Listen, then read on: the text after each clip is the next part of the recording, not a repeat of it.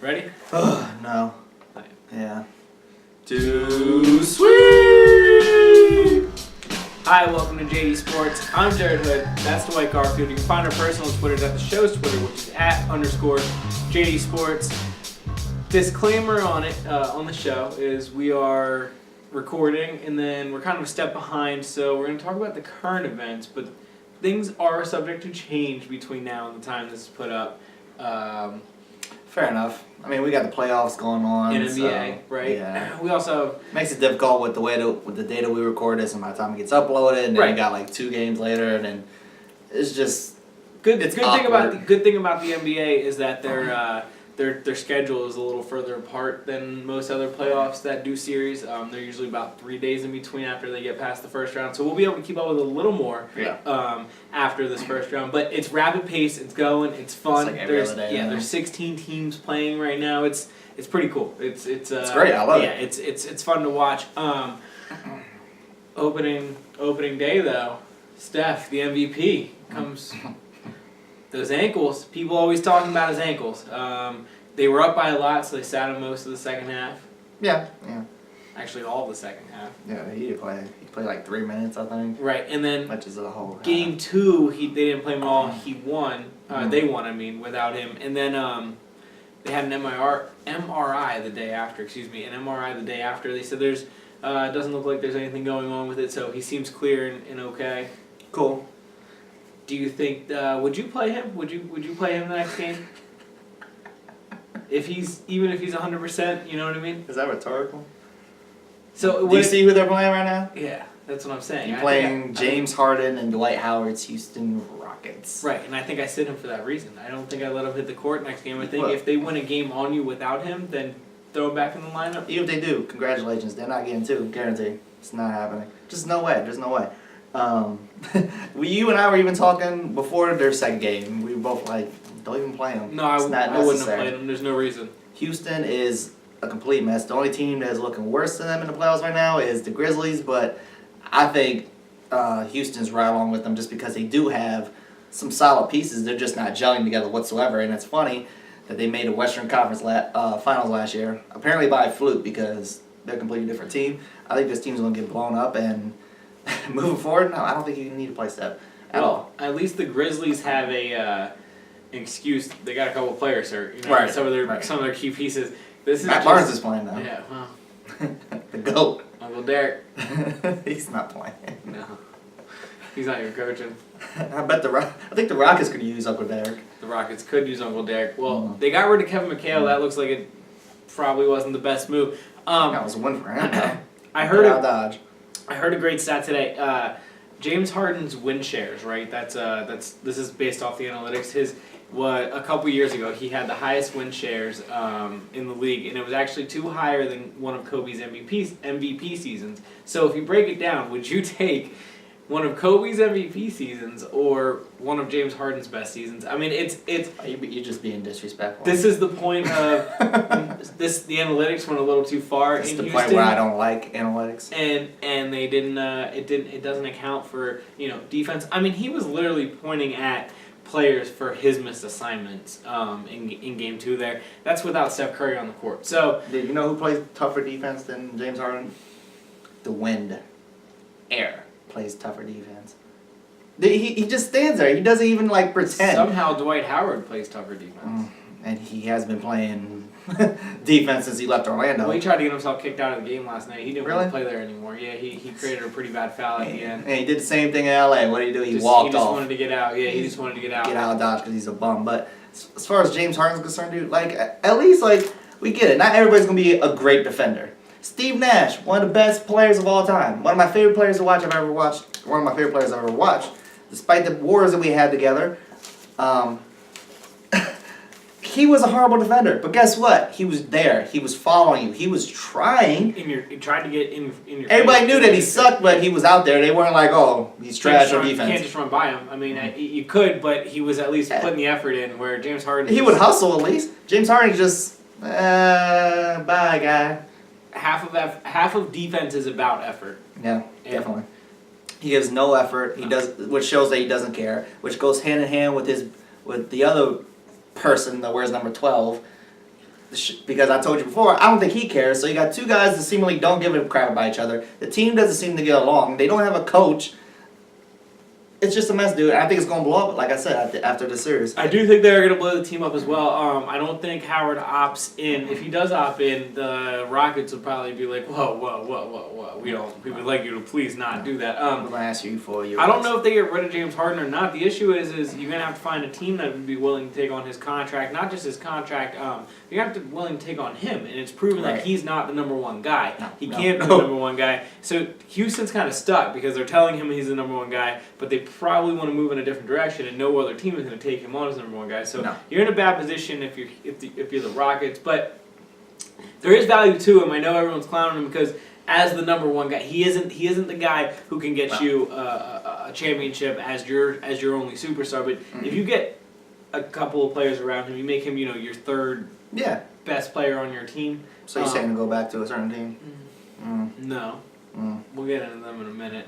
Yeah. But I'm saying put him not in the six-man role like he was, but put him in a role where he excels with two other players who, I mean, everyone saw what he could do. It was hidden a little bit. He wasn't relied on for so much of the work. I mean, just a lot more is expected of him, and he's watched a lot more now than he was at that point because of what's going on. But I agree with you that they're going to get blown up. They're going to probably go in a different direction at the top as well with the analytics move. They do the analytics, but they're probably going to try to get somebody in there that does a little less analytics because you put yourself in this position. You are now an 8 seed, and you're going to get beat by a Curryless Golden State. I wouldn't play Curry the rest of the series unless they won a game or two on you. Then I would. But even if he's 100%, Patrick Beverly was pushing around a bit. His ankles are hurting.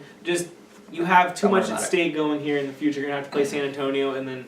Oh yeah, you got bigger goals in the first round of playoffs against the Rockets team, and you can win it without him. So you're gonna have to go and do that. Yeah, you absolutely. By the way, shout out to Golden State. They got that record. By the way, it's a big deal. Last week, they got the 73-9 or some number. Congratulations to them. It was the same night that Kobe retired and he dropped 60. Shout out to Kobe. That's incredible. That's amazing. Who else would outshine Golden State breaking such a record than Kobe Bryant? No. It's beautiful. I love it. Both were big deals. It was big deals, but everybody was talking about Kobe. Yeah, absolutely. It's a hell of a game. Hell of a performance. Hell of a way to go out. Congratulations to them.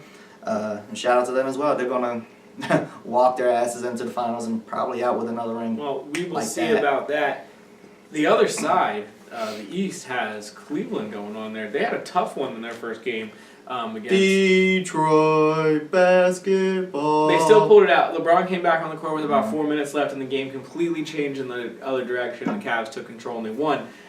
Was that a first round jitters? Was that what we're going to see the rest of the playoffs from Cleveland? Or, outside of the big three, Cleveland had about zero production, and that's not an exaggeration. That's not really shocking. Right, but if they don't, they're not going to be able to beat any team out of the West with no production outside of those big three. Those big three carried them throughout that entire game. LeBron came on the court. was the third leading scorer that night. And he put up a decent amount of points. And it was the bulk of their points came from three guys. You can't win in the NBA that way, not championships. So they're going to have to figure that out.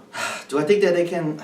All right, to answer your question, do I think that this is going to keep going on? No, I don't think it's going to keep going on like that. Right. Especially against Detroit. I think that Cleveland wins out the rest of the way, honestly. I think Detroit, they had their moment that they could have stole one, kind of. But I think that, they're too young. They're inexperienced. Reggie Jackson was the only one out there at the end of the game to act like he gave a damn. Right. And that comes with experience, I guess. But I think Cleveland's going to feel a little bit embarrassing. They're going to just steamroll their way past them the rest of the way. I guess we're just gonna have to wait and see who they're matching up against for me to give a better answer. Yeah, but I couldn't see them falling apart like that per se. I think they're gonna still compete, obviously. Yeah, I do too. They're still the biggest threat out of the East. Yeah. The biggest thing is they're gonna have to figure out how to get some points either off their bench or from J.R. Smith or Dellavedova, Tristan Thompson. They're gonna have to figure out how to get a couple. Even if somebody else is putting in double digits, if they get 4 guys putting in double digits, it just seems a little more comfortable than the 3 guys making 15 plus and having to rely on that. And they get bulk of the other stats as well. So LeBron had a huge night. He almost had a triple double. And that's what LeBron tries to do each and every night in and out of the playoffs, and I understand he can do that, but it wore down on him last year when he got to Golden State. He was beat, battered, and broken for having to do that. You don't want him to have to do that in the first round, especially if you have these two other guys. But and I don't want to hear that excuse if they lose again that he was beaten and battered down. So I need him to be 100% so he can take that L. I'd like to see the other two stay healthy throughout the whole entire thing, and I see if it's any different. I don't think it will be. I think it might. More interesting? Yeah, it would definitely be more interesting. I think the result will be the same, but without a doubt, it'll be more interesting. So hopefully, everybody seems to be cool on their side, so hopefully it sticks that way, that we can actually see a full stack team and see what happens with them. Well, moving on to, because we both have those two meeting in the finals, moving on to the rest of the playoffs, though. Some interesting things went down in the Oklahoma City series. The first game, Oklahoma dominated from literally the tip till the end, embarrassed the Mavericks. And then it's incredible. The second game was incredible for a different reason. Well, Kevin Durant had probably the worst playoff game I've ever seen a superstar have. Is that fair? KU? Kevin Durant, KD. Who's that? Buckets. Bricks. He did make one big clutch shot, but it didn't win the game. It tied the game, and then really, I saw the back-to-back misses to end the game. I saw that. I didn't see the clutch. I missed that. I must have missed that one. It was squeezed right before that, right? But then before that was, I think, 20-plus missed shots. Yeah, I was gonna say he missed 26 shots, so I might have just missed it in there. My bad. His 25th and 26th came right after that three, but got it. The other 24 came before it. That's a bad night for a superstar in a playoff game. It's not acceptable. Westbrook had a pretty good game, except he had a bad miss there in the last minute. And he deferred a little bit towards the end there. He gave it to Kevin Durant the last shot. Look, he was 8 of 22. Okay, my thought on. Right, my thought on Westbrook giving that ball up at the end on those last plays were I was saying in his whole career he needs to defer to giving to KD more and more throughout the flow of a game. I think in a night like that, I always said the last shot would just go to who's hotter, but like you said, he's 8 of 22. Then I think if you're going to give me a coin flip, I'm going to take KD on the shots, but at this rate, I'm not. I'm going with the killer mindset at least. So bad last night. That game was just that was hard to watch. It was hard to watch KD get to that point, and then it was hard to watch the last two shots of it. It's disgusting, and you know what? It's completely unacceptable. Well, I completely agree, and I said it to you before, and I'm gonna give you credit here. You're holding him accountable, which LeBron never gets held. LeBron would get reamed. He would get destroyed, but yet Kevin Durant just. The only thing I've been hearing for the past 24 hours since this game has taken place is, well, he had a bad game. You know what happens. It's going to happen. Yes, we all get that, understand that. The point is that you're the superstar of the team, which at this point, you're not, in my opinion. It's Russell. It's his team. To me, he's that superstar, and you're number 2. Sorry. I still think he's great, obviously. I think Russell's more that killer that I love to see. So that's why I would defer to him. I think KD is the better player, but I do understand what you're saying. Fair enough. But everybody's giving him a pass, but he's one, he's supposed to be the superstar. Right. 2, the second point was that it's the playoffs. Yeah.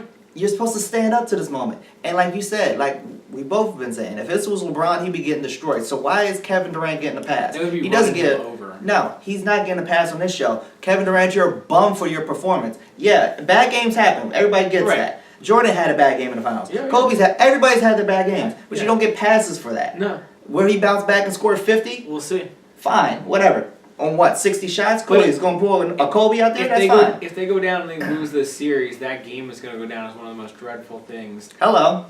That would stick with his career. Nobody thinks that they're going to lose this series at this point, I don't think. No. I still think they're going to win. I think they're going to win out now. Yeah, I do too. But you can't let that stuff slide. And to beat a superstar, it's just not cool. It's not acceptable.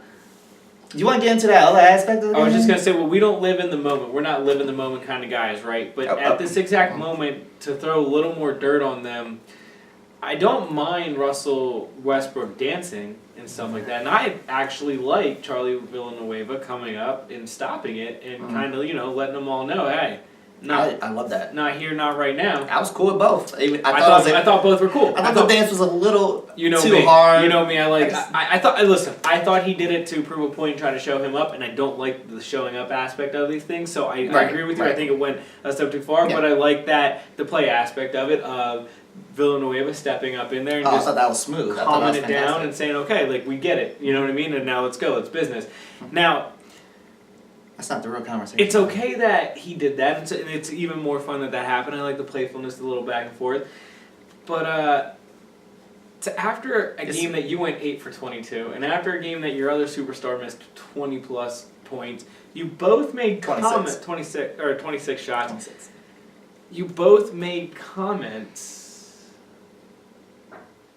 that were going against what he was doing? That's embarrassing. They both pretty much said in the post game, Kevin Durant, pretty much an exact quote was, "That's fake shit guys who don't play do." I'm sorry, Kevin Durant, you missed 26 shots. You know what's fake? Your stat line is fake. You showing up in that game was fake. Russell Wilson not taking that shot. Westbrook. My bad. Russell Westbrook not taking that final shot and deferring to you was also fake. You know what's fake? You trying to be a tough guy and go against Charlie Vilanueva like that. Did you produce, bro? I was going to say, were you that much more productive than Villanueva in that game? Charlie was more efficient warming that bench. There was a 30 for 30, and I didn't get to watch it about the Magic, their rise and their fall, you know what I mean, because they had two really good players. It's starting to remind me of Oklahoma City when the next round of 30 for 30s come out. I think this one's going to be involved. Did he call it Oklahoma City or Seattle? The end of Seattle and the beginning of Oklahoma City. Listen, I don't think Oklahoma... Like, I always say the Sixers, worst run franchise from the top, but Oklahoma City's not far behind them, and they got lucky because they have two really good superstars, and you know what I mean, that draws so much, and their basketball was so high for a while, but they're just, their ownership is a mess up top, and it crumbles down to the bottom, and these two just...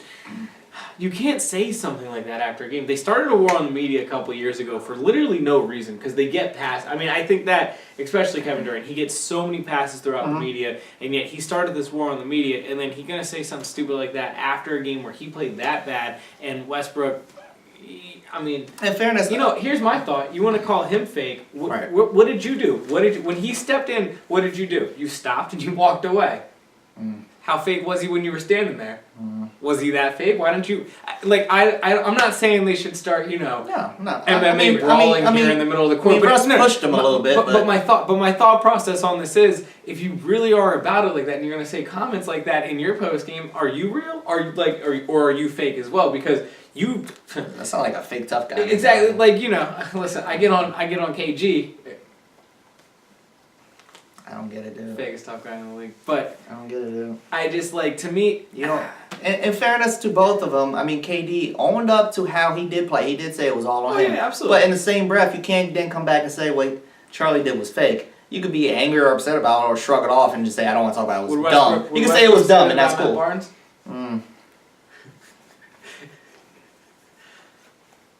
Probably not. No. So... Okay, see. We both agree on that then. Get your shit together. Yeah, and it's over after this season. I think that Durant's going to leave, and then the year after, Westbrook's probably going to leave, or he'll probably get traded during the season next year, and Oklahoma City's going to have to probably restart from the bottom. We will see, though, unless they both together, for some reason, sign. I don't see it happening either. One of them's walking. Moving say on, Russ. A team that was on the uprise, Boston lost Crowder for the rest of their series, which is a big deal for them. He was their, number one overall guy. That's crappy. Yeah, they're going to have a tough time keeping with the Hawks the rest of the way. Moving on with news and notes. Toronto losing that first game, but bounced back good in the second game. That could be the most interesting, meaningless series, I guess. First round matchup. Which for a series that no one really... Whoever wins, it's not like you're going deep throughout the playoffs either way. You might go deep, but you're not making it the whole way for the most part. You wouldn't think, and I mean, Indiana. It'll be fun to watch them battle. Yeah, definitely. Indiana and Paul George came out the first game. Paul put up over 30. They were balling out. I told you, I thought they looked like one of the most complete teams in the playoffs, Yep. especially in the first game. Yeah, they seemed Second really game, ready. kind of went the opposite direction, but Toronto. that goes for, I guess, the seed they are. But Toronto has been up and down all year. Their bad games have looked pretty bad at times, but their good games look really good. And they go on stretches and streaks where they win, 7, 8, 9 in a row. So that's what got them the second seed. So it's harder to do a string like that together. But if they are the better overall team, I think they will come out on top. Definitely. But them losing the way they did in the first game brought up an interesting point I started to hear. Would you consider ever shrinking the first round to 5 games instead of 7? Yes. Because that would make a 2 seed would have a better chance of making an upset. You win first game, you only need to win 2 more, and then you'll have 2 on your home court. You know what I mean? Very soon. So so you like that? Yeah, I'm cool with that. I think Definitely. that's a great idea. Why not? I mean, wasn't it like that at some point? I don't know, but I'm pretty sure it was. Well, let's go back. It was short at some point. Now, was Jordan in that era, or was it before him? I think it was his era. Oh, okay, there you go. think. That's awesome. I'm sure somebody will. But that would be awesome. That'd be fantastic, and I mean, why not? It makes it more interesting. It makes Upsets are more reasonable then. Right, definitely, and then it keeps the playoffs from being 3 months long, 4 months long, however long it is. And they don't Ridiculous have amount to of have time. 3 days in between Right. for the second and third round then. The first round of playoffs should not last a week and a half. I think that's ridiculous. There's no reason for that. Let's keep it moving, keep it more fun. Because on the more flip end, fast-paced. we were just talking about how the Pacers in Toronto, that would be a series where you could see a 7 seed winning a 5-game series. And the flip end, the Heat and the Spurs both dominated their early games, and you would be like, okay, well, let's just get this done as quick as possible. They'll have to win us 3, not 4. It just keeps it flowing. Right. So those aspects of it would be, something to watch. Do you think Charlotte has any chance on coming back on the Heat? No, not at all. I know I already felt how you felt about San Antonio. You feel probably the same way I do. Charlotte might get one. I don't see San Antonio losing one. No, I don't see San Antonio. San Antonio. No. They're not dropping one. I agree with you. I can't see that. Quick news and notes from the NFL. We didn't talk about it last week because the Titans and the Rams did the right thing and they waited till the day after Kobe retired to announce. They traded the number 1 pick to the LA Rams. The LA Rams have basically announced they want Jared Goff. Now, I like him for 2 aspects over Carson Wentz, and I'll tell you why, especially if you're the LA Rams. One, if you're the LA Rams, he is a California kid. He played out there, and it's something to get your fan base excited about. And number 2, he passed in like 40% or he was 60% of their offense in their wins, okay? So as a senior. I mean, and he's playing against Pac-12 competition where Carson Wentz, they were a 60% run team and he was playing against lower level competition, lower level this, lower level that. Now, I'm scared as an Eagles fan. They say that the Eagles are in love with Wentz and they're trying to trade him too. That's a different conversation for another day. Back to the Titans getting a load for this number 1 pick. It's called 6 picks. I believe it's 2 first rounders over the next 2 seasons. Well, I just broke down those 2. No, it's second rounders. This first round and then next year second round. But while I just broke down those 2 quarterbacks and why I like that they're going to go with Goff over Wentz for the most part, my other thought of this is, this isn't a Cam Newton, this isn't an Andrew Luck, this isn't a Peyton Manning, this isn't even a Mariota and a Winston who were coming out last year. If you had these 4 guys, if you had Mariota, Winston, and these 2 today, you would take Mariota and Winston well over. These guys would be late first round, second round picks if the other 2 were in this draft. So my thought process on this is, I think you're giving up too much for RG3. I'm telling you, yeah, exactly, RG3. I'm telling you, I think Tennessee just flat out robbed St. Louis. Like they got 6 picks. They made the right moves there. They made the right. Absolutely, I mean, that was a great. That was such a win for them. The last time they said that this happened was when Cowboys made a trade with Herschel Walker. Great, yes. Great, fantastic. Yep. I'm not gonna say it's the same, but I mean, no. You already got a rookie. Well, now it'll be a 2nd-year quarterback. You got a great running back. You got. You got a foundation there. Why not get 6 more picks? It's brilliant on their part. There's no reason for them to keep that pick. St. Louis, I don't understand it from the perspective of, do you really think that you're going to... Because to me, that tells me that you're confident that all you need is a quarterback. You're willing to give all that up for somebody that I think isn't guaranteed to be a star, let alone a superstar. I think their thought process is they have the wide receivers that they've been getting over the last couple of years, which their wide receiver core isn't fantastic or anything, but they got the running back. They have a pretty good defense overall. And they feel like they're just that quarterback away. They've been rotating quarterbacks. They want somebody to get the fans excited about also in LA. I think they wanted to trade up and secure the fact that they could get the California quarterback. Right. So I think that had something to do with it. I think they gave up way too much for it because, as I said, I named all those guys that going into the draft, you knew those guys were going to be first or second overall picks, no matter what. They have that kind of talent. These two, nobody thought they were going to be a top 10 pick until the combine. The pro days. Yeah. You know what I mean? The senior bowls and stuff like that. That's what I meant. Like to me, I think it's a stretch. I think with both these quarterbacks, a stretch. I wouldn't, if the Eagles trade up for the second pick and they get wins. I won't be happy, but I won't be against it because I understand that they feel like they can build around him and they don't need him to run 60% of the offense the way the Rams are going to feel like they're going to probably eventually need their quarterback to do. Like Peterson runs a different style and he had Alex Smith playing really well. The whole thing, I get it, but I would like to see them stay at 8 and not give up a bunch for number 2 overall pick for a quarterback that isn't in those top tier level guys, like I said. So I think the Rams gave up too much for the number 1 overall pick. The Titans, though, I always bash them. I got to give them credit. That was a great football move.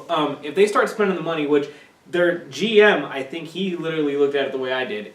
The way that I thought they should. Moneyball is basically built off of a system. Moneyball in baseball, it's built off of a system where the Oakland Athletics GM Billy Beane, he kept going to the owner and baseball executives and saying, "We need more money. We need to spend our money. We need more money." And they kept saying, "We don't have it. We don't have it. We don't have it." So he had to start drafting the right kind of players and picking up players to a league minimum, this like that, and the next thing, and finding out their value in different ways. They just went out and they just said, "Well, we're going to get a bunch of guys on rookie contracts where you have to pay them this X amount of money. We're going to get 6 of them." And we're just going to stockpile as much as we can, as much talent around Mariota. And then what they're going to have to do is they're going to have to trade. They're going to have to wheel and deal and trade, But they did what the 76ers tried and failed doing. It was very impressive. That is another right directional move which they have been taking over the last two years, I would say. So shout out to the Titans. I know I get on them, and I'm sure their fan base isn't happy with me for it, but it's what it is. It's because I'm trying to hold their ownership accountable for not spending the money, but at the same time, their GM has a great move on his part, especially with the money being the situation it is. Definitely, and back with the Rams, I think it speaks volumes that they made a desperate move. I think they realized that they weren't getting anybody to come. They wanted Peyton. They wanted whoever the hell else they wanted. They're not getting any of these name free agents that are going to sell tickets. So then you go with the hometown kid and hope that helps. I don't think anybody's going to. I think it's going to sell regardless, especially the first year, just because it's a new thing. I don't think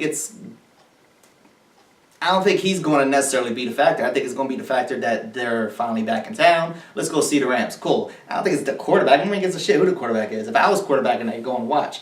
So, to me, I just think it's very short-sighted, and I think it's going to backfire in a couple of years, and they're going to be mediocre again. I can't remember when when Fisher drafted McNair as his quarterback, but I said it when he first went in there. I said it this offseason last football season when they were talking about the Rams moving from St. Louis to LA. I thought that the reason they brought Fisher in 2 years ago was because he moved from Houston to Tennessee, and then he actually took them to a Super Bowl.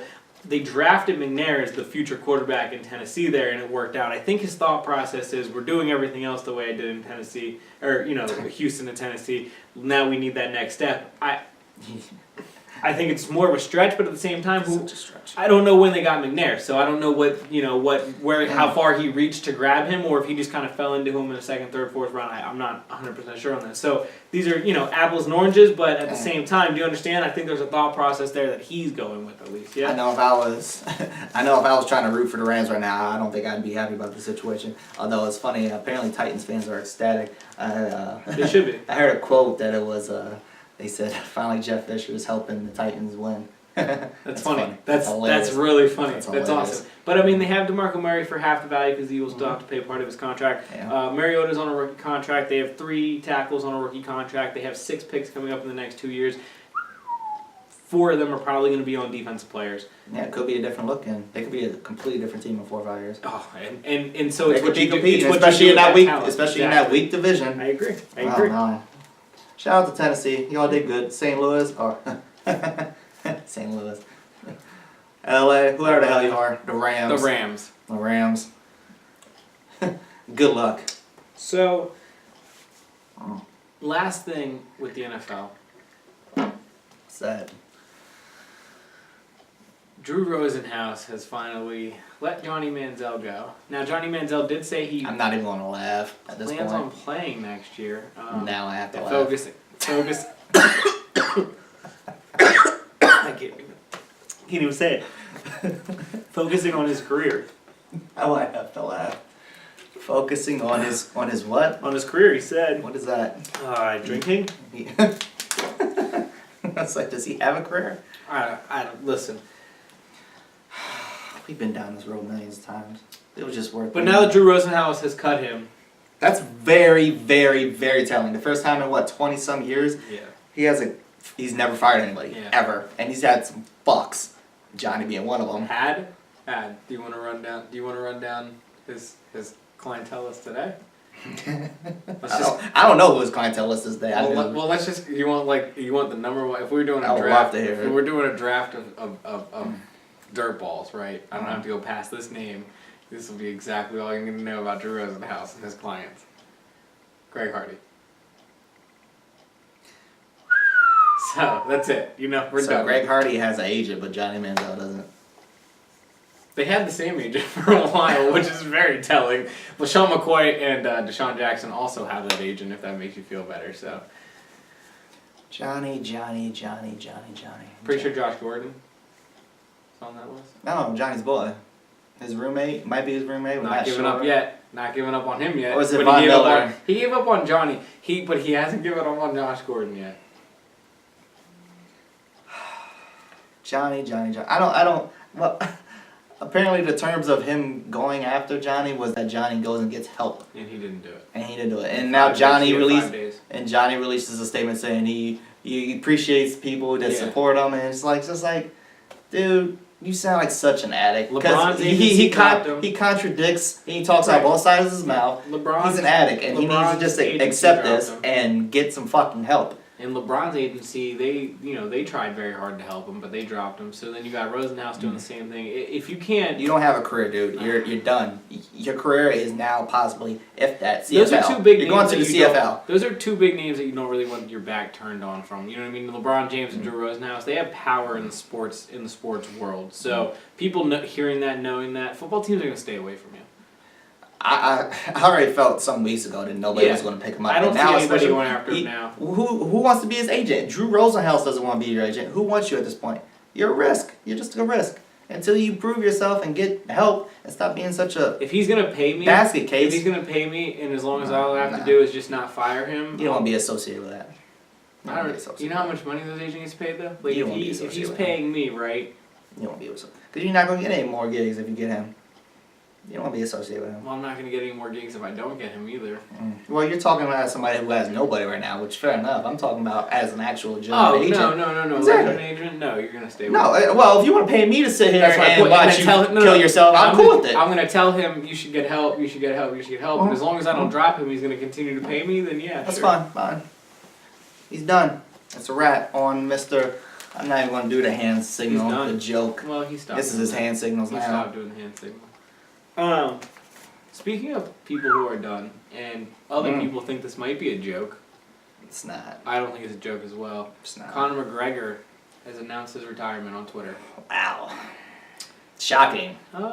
Shocking. It is, and it goes along the lines of. Is it though? I said about it's shocking because we don't see it in that sport, because in that sport it's so anti everything else in sports, where everything else in sports is concussions and staying away and Megatron retiring early, and I mean they said that but we don't care about guys fighting each other. They said that the retirement rate in the NFL is so much lower, like the age of these athletes of the superstar athletes willing to retire, it's so much lower over the last 5 years than it ever has been before, and the trend is just going in that direction. So to see in a macho sport that is just get in there, and you have guys who fight for 20 years, and here he is. Thanks for the cheese, I'm out. Now, you explained to me he had kind of a wake-up call last weekend. Yeah, I'm not even going to try to say this man's name. Right, yeah. Because I will butcher it. Respects to him. Yeah.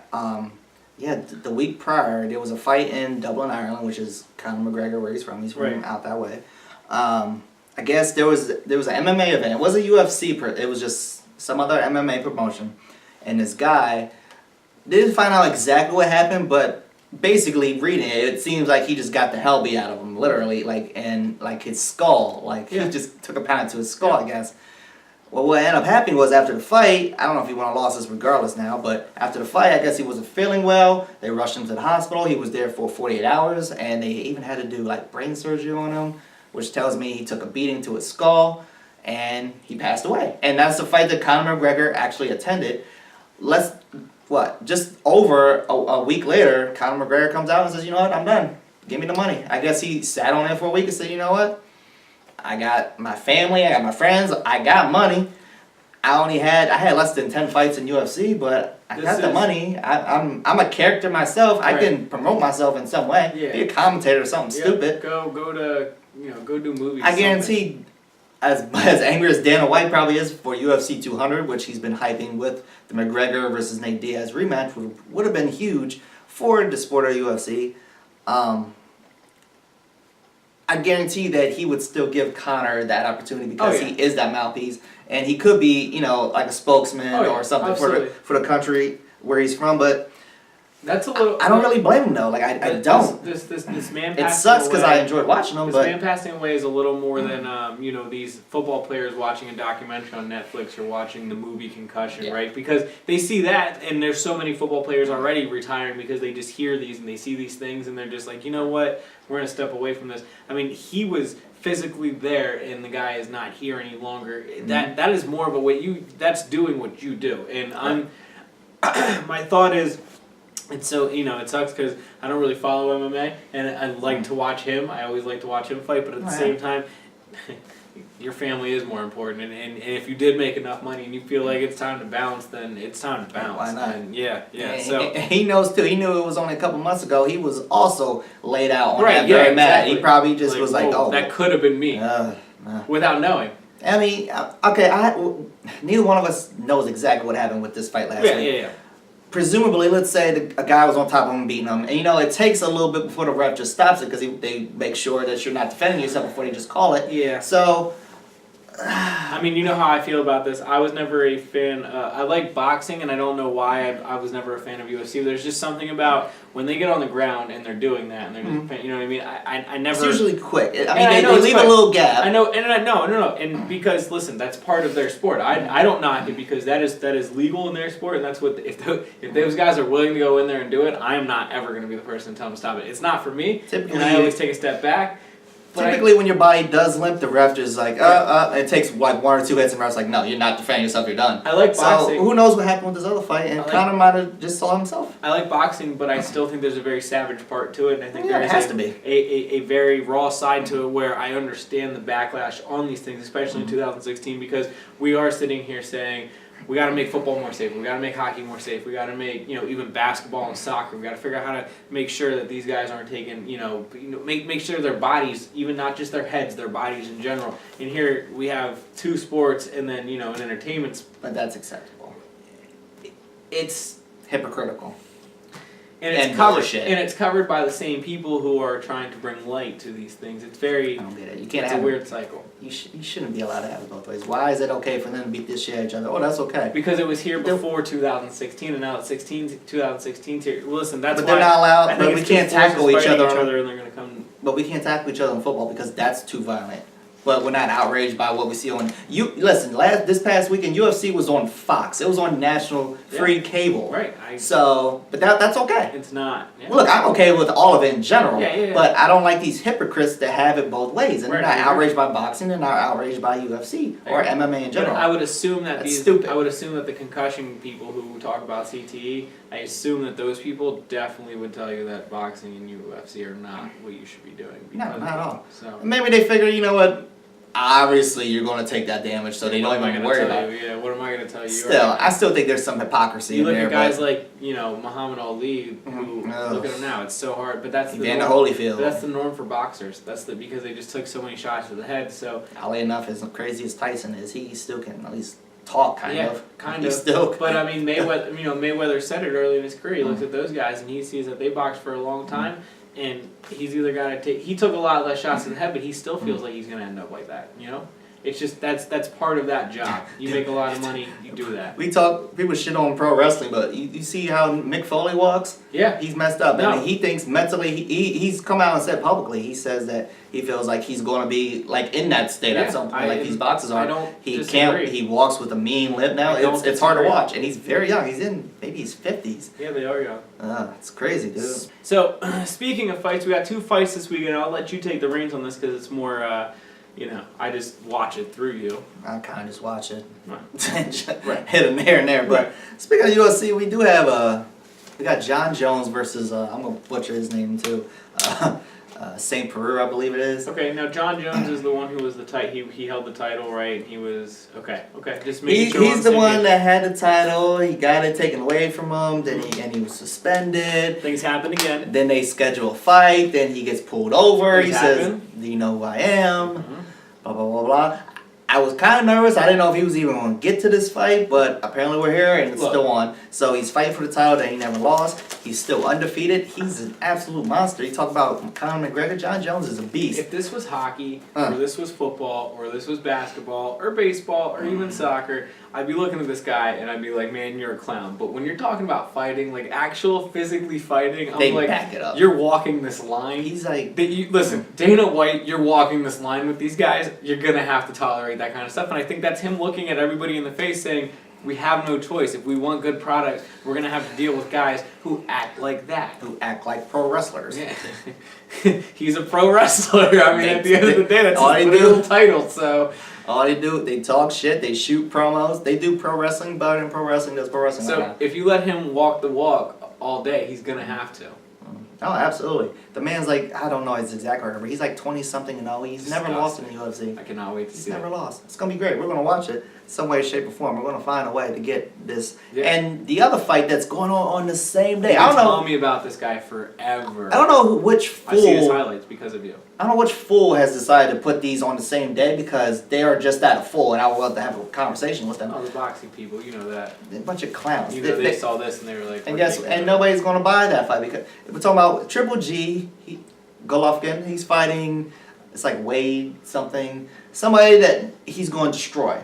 Just to say that, because that's exactly what he's going to do. Nobody's excited for this fight. People are excited because it's a Triple G fight and he's an absolute monster and he just destroys people. He wrecks people. And he's going to do it again. He just signed with the Jordan brand.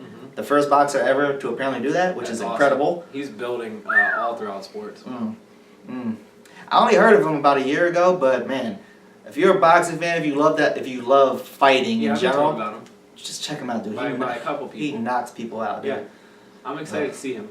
And he's going to win this fight hands down. So we got a big Saturday coming up. Yeah, because one way or another, we are going to get both set up somewhere and we will see both of these fights. And there's a lot of basketball on because it's the first round of playoffs. So there will be 3 or 4 games on minimum throughout the day. It's going to be a hockey on as well. Huge Saturday. If the Flyers aren't swept, they'll play Friday, Sunday, but as long as he stops the goal from the halfway point, we're good. We will cover hockey in the next one, and we're gonna have to talk about the draft because that will be next week as well. I know you hate the draft, but I just want to talk about a few things, just a couple. You know why I hate the draft? Because it's April 1 and 2. I liked the draft when it was in. I liked the draft when it was earlier because the players could be on their teams today doing these OTAs. Yeah, definitely. They pushed it back. Nah, but I want to talk about playoffs. I agree. We're going to talk about the draft, but a little bit. But it's just like. Ugh. Hopefully the Eagles will make a move between now and then, but they probably are going to. They released the team schedules like, what, a week or 2 ago? Yeah, we can get into you know how many people... the NBA and No. schedules. No. You know how many people have been talking trash to me already?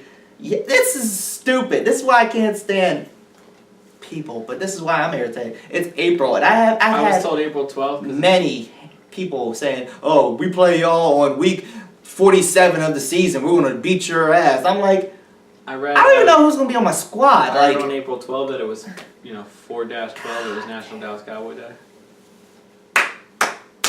And in December, can we say it was 12-4? Because that was literally 2 years ago? Like, it's stupid to me. That'd be the day before. That's Jay-Z's birthday. Oh, my God. It's just dumb. Just talk. I got to deal with this for like 4 months out of the year for football. Can we just, not hear this talk right now? Shit talkers. I talk shit too, but it's April. I stay quiet.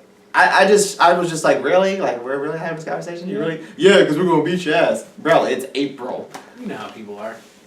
Oddly enough, most of them were Giants fans. Because we played them week 1, apparently. I didn't look at the damn schedule. I know we played the Steelers and... They just need to make it through July 4th with all their hands. I know we played... The only reason why I know we played Steelers is because somebody had talked shit to me about that, too. Oh, nice. Wow. Bunch of bums. Eagles play the Steelers as well. I'm excited about the playoffs. I'm excited about I'm excited about these damn fights. Yep. Ain't no way to worry about football right now. No, Sorry. Nobody's worried about football.